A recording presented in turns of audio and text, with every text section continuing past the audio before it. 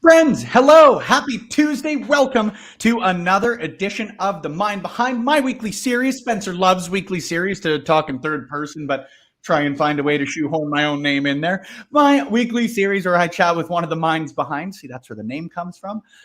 Foundations, content creation, podcasts, wrestling journalism, everything in between. And the gentleman that you see on your screen to my right is basically every one of those roles that I just described. Dylan Fry, one of the founders of the For the Guy Foundation, the former co-host of the Fry and the Guy Show, and a guy I'm privileged to call a friend over about the last half decade. Dude, it is so good to see you. How are you doing? How are things? What's new? What's wild? What's exciting? It is going great, Spencer. This is my first time on Love Wrestling. I've never been on. I haven't been on anything yet. This is my first time here. I'm excited to be here. Hey? Yeah, exactly. Dude, I'm excited to have you on. You know, you and I have worked together, like I said, for the better part of 5 years in some ways, shapes, or forms. But it's very cool to have you on specifically for the Guy Foundation. Chat a little bit about Angelo, the guy that you guys all know as the Guy, to phrase something poorly, but we'll get to that in a couple of seconds. Yes, it is Pluggo. It is Mind Behind time, and wherever you may be watching, whether it's Twitch, YouTube, or Facebook, whether you're tuned into the audio replay later, thank you guys very much for tuning in. Feel free, again, if you are tuning in live, to throw your comments, your questions. Hopefully, if you got any concerns, they're only for myself, but throw anything in there. We're happy to take them because we got a lot of great stuff to talk about with a great individual in pro wrestling. And before we get into the questions portion, got to give a quick shout out to our sponsors at RK Athletics. Make sure you give them some love on social media at RK Athletics 1, because without those guys, quite truly, you friends, it wouldn't be possible for us to do the cool things we are doing here on Love Wrestling. Now, let's get to the guest. It's enough of my plugs. That's enough about me. Dylan, I warned you off the bat because I wanted to make sure you had some time to think about it, but I'm sure I could sit here and wax poetic about how you and I got to know each other. But how did you and I get to know each other in your own words? So I think, I don't remember exactly when it was. Like you said, it's been for the better part of a half decade here. One day I was just scrolling on Twitter and I saw that you had posted. I don't even think I was following you at the time. You posted something about looking for content creators, you know, people that looking to have podcasts on the old site. And I was like, something drew me to that tweet. I don't know what it was. I can't really explain it, but as soon as I decided to message you, because we were doing the Fry and the Guy show at the time and didn't have like a home or anything like that, as soon as I messaged you, I was like, this is perfect for us. This is our new home. Yeah, man. And you and I remember in the first couple of years, like I hopped on a show, ironically enough, like you talk about fate for stuff. Like the only show I appeared on with your guys' show was the Lucha Underground recap of the Pentagon Junior Reclusa match, how things come full circle. Hey, but that was all Angelo. That was all Angelo. Wow. Yeah. And you know what, in the nicest way to you, man, but like you've said that a lot of the onus for things was on Angelo, whether it was obviously is as the brainchild or the origin, I suppose, for the Guy Foundation, but for the Fry and the Guy show, for you even getting into professional wrestling, podcasting, broadcasting, again, any of the many roles that you've held in it. So maybe give me a little bit of an introduction to how you met Angelo and a little on who he was as a person. So I met Angelo my first year of college. We lived in the same dorm. First day, it's almost been 10 years to the day, actually, that I met Angelo. I think this weekend It'll be 10 years to the day. Holy cow. Yeah, I think it's Saturday. So SummerSlam day, that's crazy that it'll be 10 years to the day. Things always happen for a reason. Just going to say there's that kismet we talked about already. Yeah. The first day I moved into my dorm, I was walking up the stairs to my dorm and I had a Texas Rangers pillowcase on my pillow. Yeah. And this girl stopped me. Her name is Laura, and she's actually a part of the foundation as well. She stopped me and she said, "Oh, you're a Rangers fan," and said, "There's someone I need you to meet." And I believe that night, or maybe the day after, we had like what was called a snow cone social, where we all, everybody at the dorm, because it was kind of a small dorm, kind of a family feel to it, where everybody showed up and, just kind of met the rest of the residents. And she introduced me to Angelo. We started going to a ton of Ranger games. I was originally a kinesiology major, actually, and Angelo introduced me. Really? Yeah.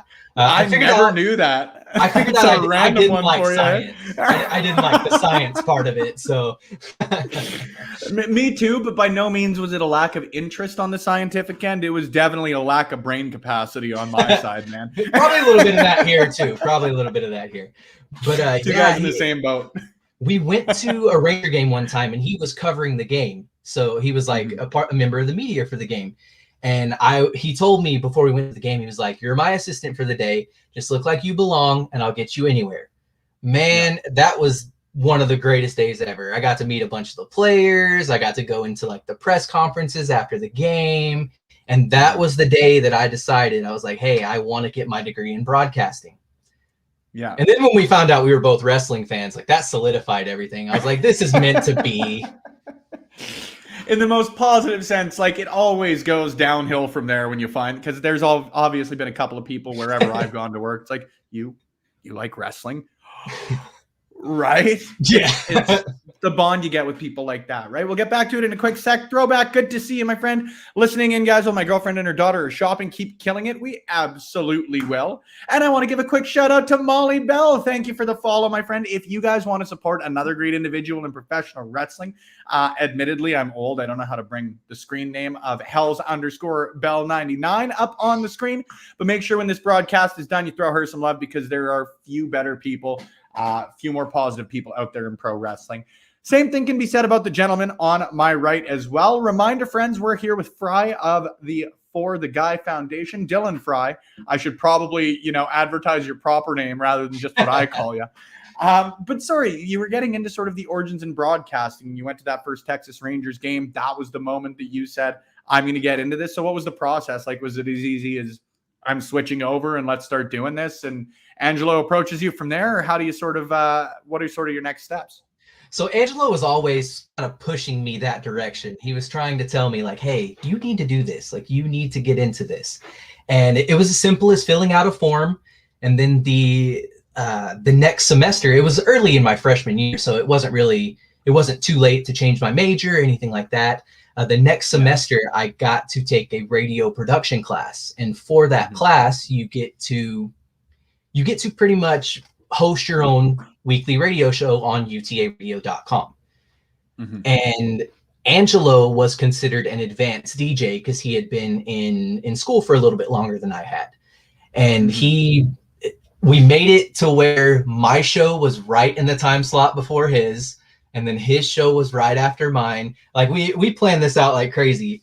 As soon as I had to stop doing the music, because for the first 2 weeks you had to do music so you could like learn the board and everything like that. But as soon as that was over, the rest was history. Like as soon as I could do what I wanted with my show, it was history. It was great.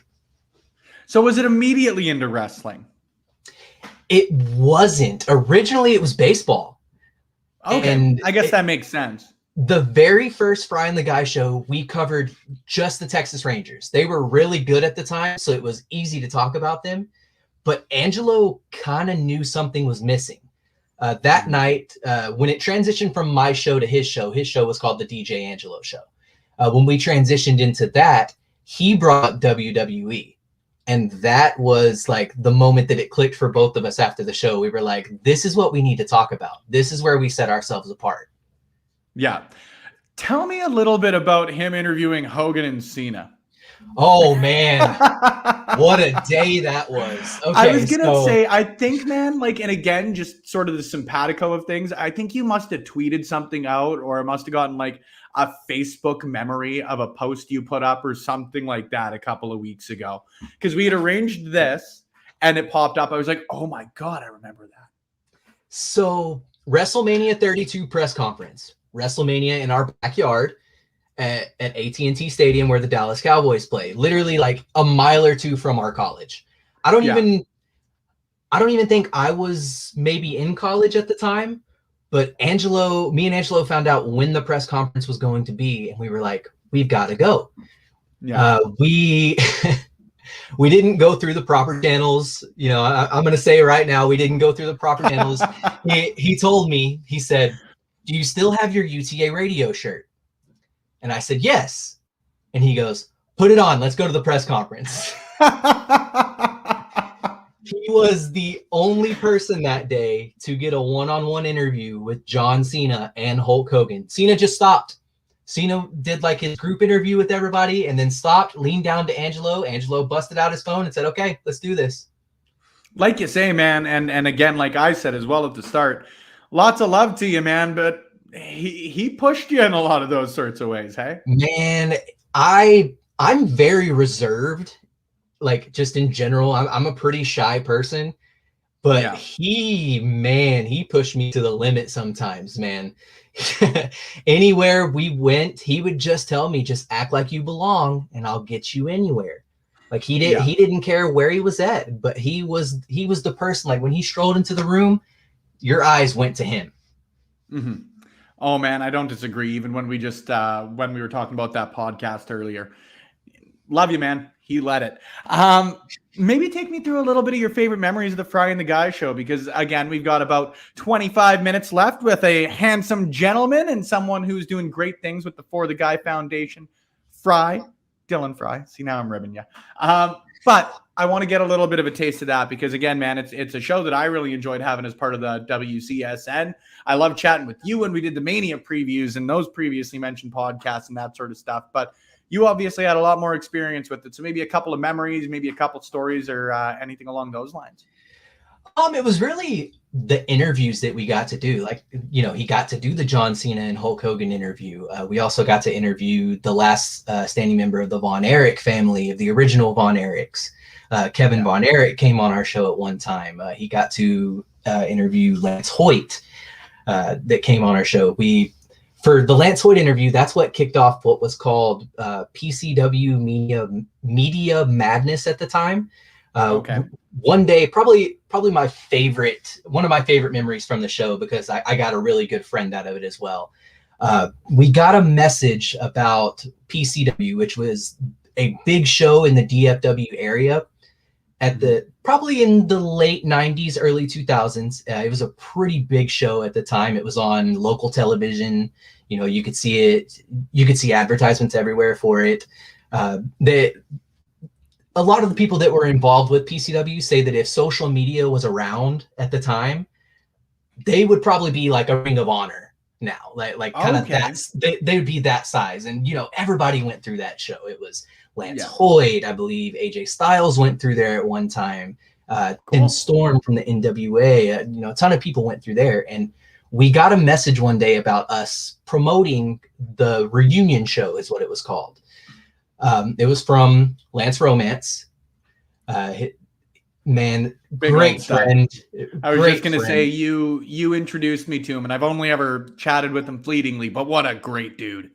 Such a humble guy too. Like he's done so much, and he's so humble that he's not the kind of guy that's going to give himself the credit. Like That's what we're Even here though for. he's yeah, he's the kind of guy where he's not the leader. He's the guy by your side. He's the one that helped you get there, but he's by your side. You did it yourself. Absolutely, And man.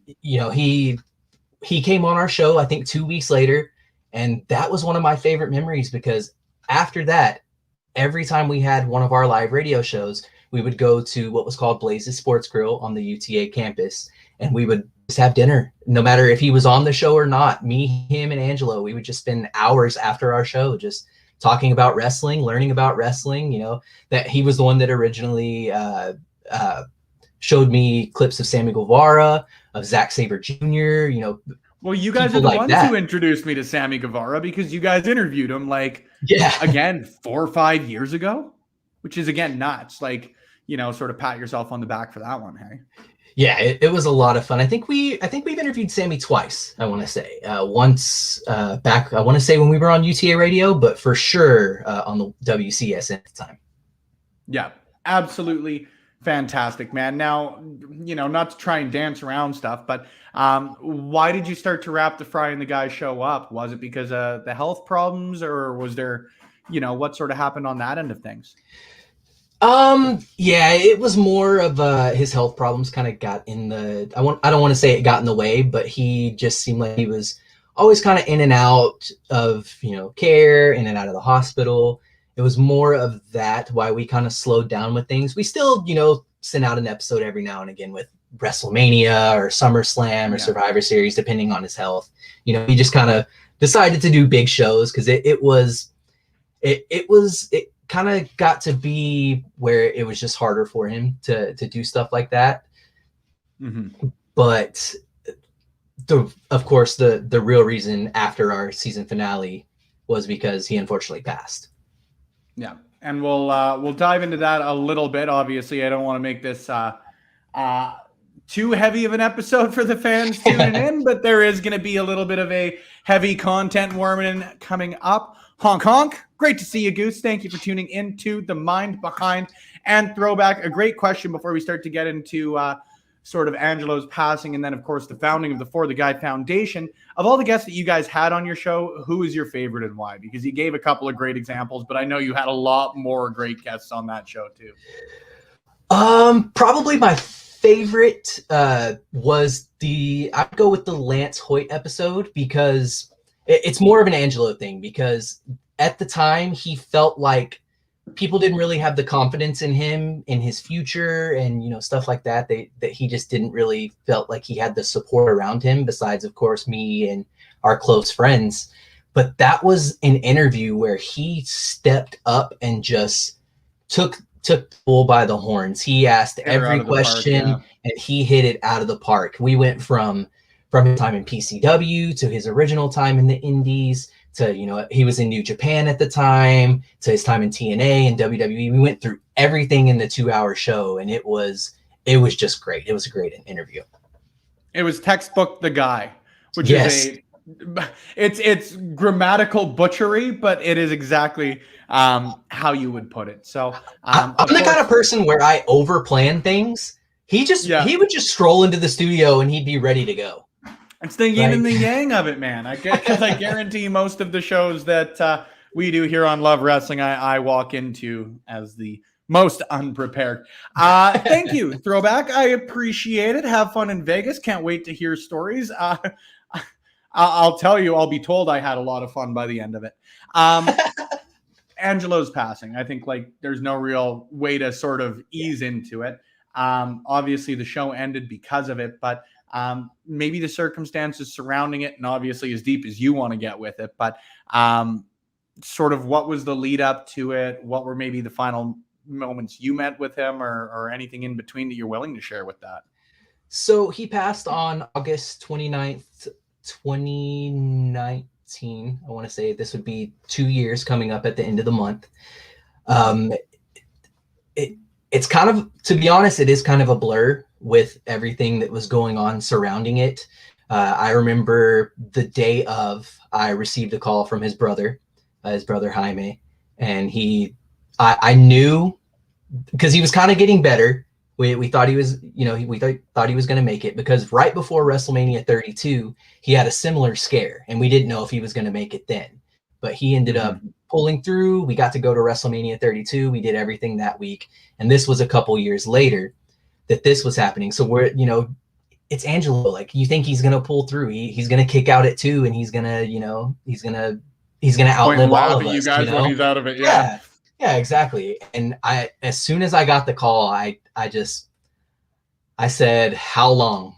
That's pretty much all I said, because I could tell by the sound of his voice that it was going to be bad. And I live in Austin, Texas. Angelo was in Fort Worth, Texas. So it took me a little time to get there. They had getting pretty deep here. They had turned off the machines. I got there probably, I want to say around midnight. And I heard this story later. They turned off the machines like 3 to 5 hours before that. And his brother Jaime was just wondering, like, why is he holding on? Like, what's going on? And as soon as I walked in the room, he took his last breath. Man, deep stuff there. I know, deep stuff, but it speaks to the relationship you guys had, right? Yeah. If I wouldn't have got there in time, it would have been pretty hard on me. So I think he knew that. Yeah. Well, in the silver liningest way possible, man. I'm so glad you got that despite the circumstances, right? Yeah, for sure. What are maybe some of the, and I know you've shared a few again, but maybe some of the lasting memories, lessons, sounds cliche to say, but it's the word I'm going to use with it. But maybe what are some of the things that Angelo taught you, some of the memories that you've got of him? So I would probably say the biggest message of his that kind of sticks with me is it's a big slogan that we have for the foundation. And he always said, it's the little things in life that matter. Why not just have a good time? And Absolutely. he lived that through everyday life, no matter whether he was hurting that day or anything, you would have never known. He never let you see that he was hurting. He never let you see that he was down in any way. So that's one thing that's always kind of stuck with me. And then another really big memory that I have with him, of course, WrestleMania being in our backyard was awesome. But WrestleMania 30, we got to go on the road trip to New Orleans for that. And that was his first cool. His first WrestleMania was WrestleMania 30. Very cool. That was it.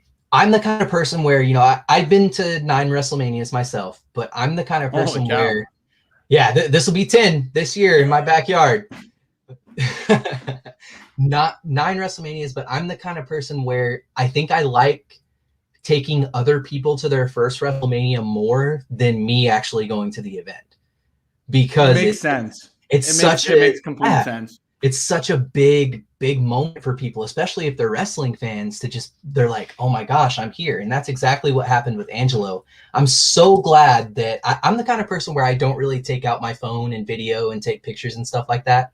But at that WrestleMania, like a minute before the show started, I pulled out my phone and I recorded it. And I asked him, I was like, I'm here with the guy and it's his first WrestleMania. How do you feel right now? And he was glowing from ear to ear. He was so excited. And that's one thing that also sticks with me. It's a really cool memory.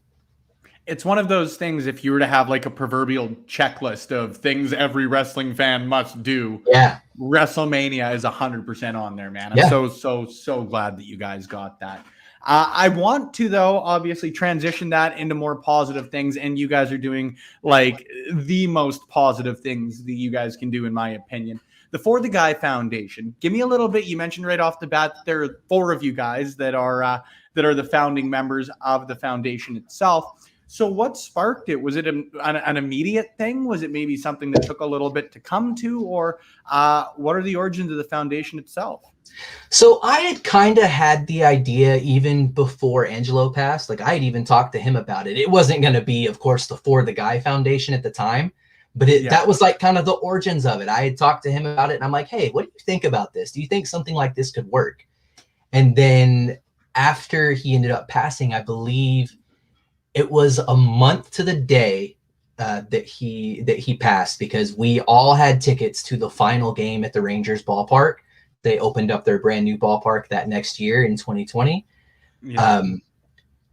Angelo was supposed to be with us at that game.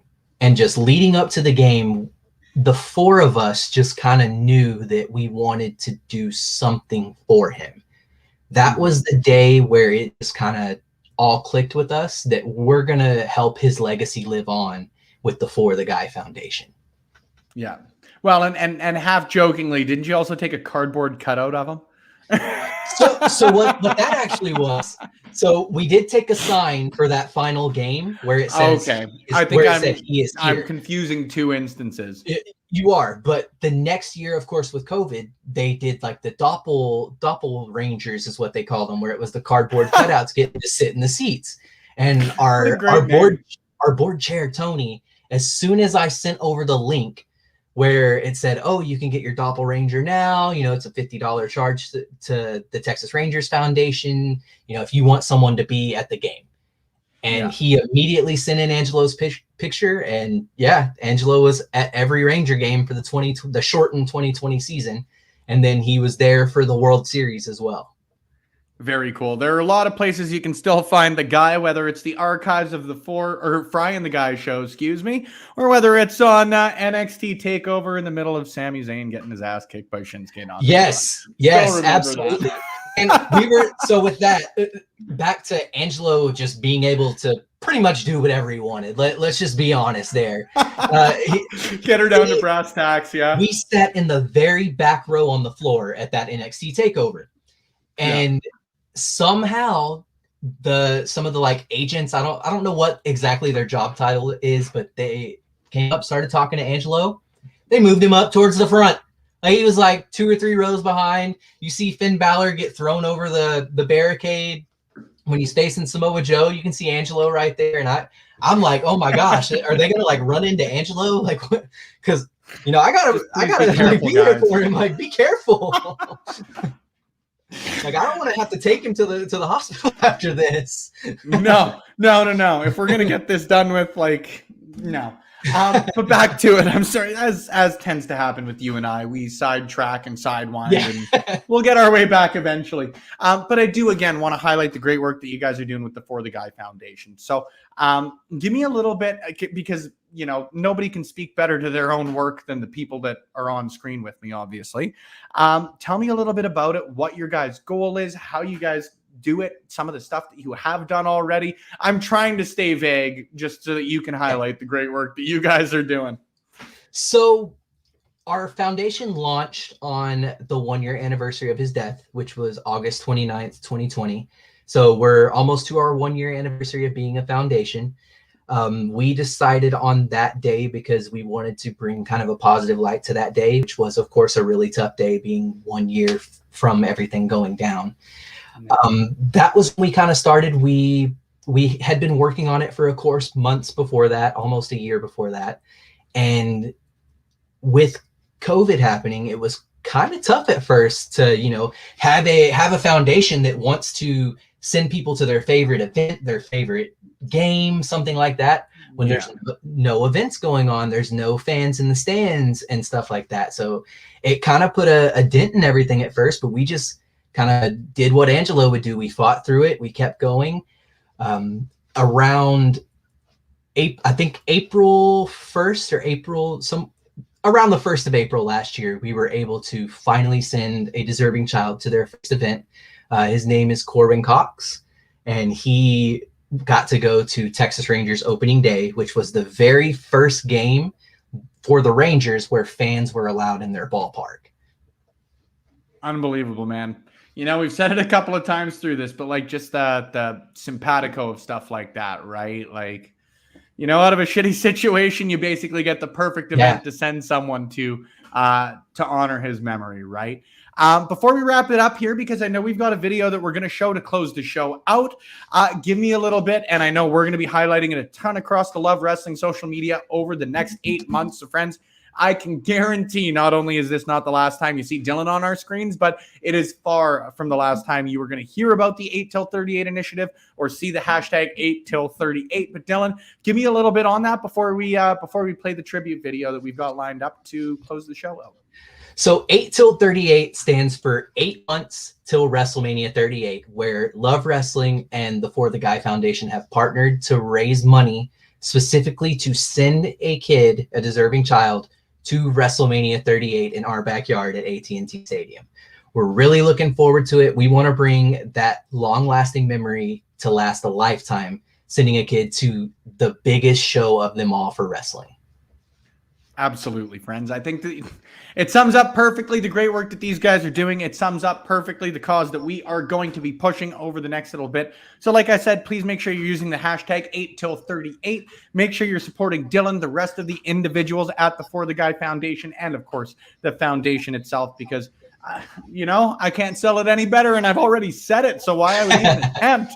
I can't sell it any better than Dylan did there. Dylan, it's always good to talk to you, man. I always love chatting with you personally, professionally, or a fun mix of both like we got today. Now, I am going to just straight up warn everybody. We laugh often about me being an old man and struggling with technology, but, you know, we joke because it's true. So I will be learning, not even learning, I'm just going to do a bad job, to be honest with you, of pulling up the video here. It's probably going to autoplay because I don't know how not to have it autoplay. Haha!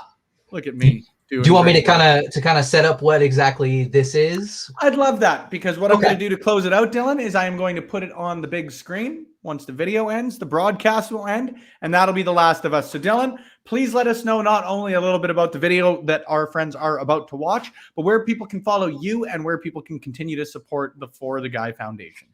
So you can follow me directly at Not That Fry on Twitter.